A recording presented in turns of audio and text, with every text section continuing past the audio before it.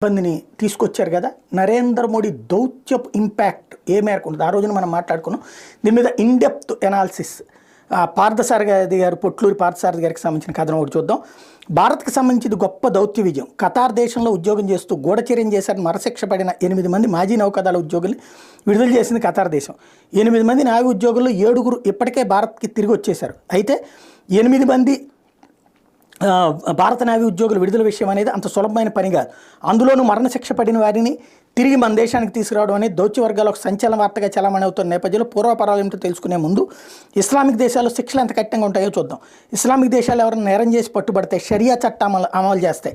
గరిష్టంగా మరణశిక్ష విధిస్తారు. ఒకసారి శిక్ష పడిన అనంతరం దాన్ని వెనక్కి తీసుకోవడం అసంభవం. ఒకసారి గత సంఘటన గుర్తు చేసుకుంటే ప్రస్తుత భారతీయ నావీ వెటరన్స్ విడుదలకు ఎంతటి ప్రాధాన్యం ఉందో అర్థమవుతుంది. గతంలో జరిగినటువంటిది ఇంపాసిబుల్ స్పై అది 1959 సంవత్సరం ఇజ్రాయెల్కి చెందినటువంటి బిజినెస్ అకౌంటెంట్ ఎల్లీ కోహెన్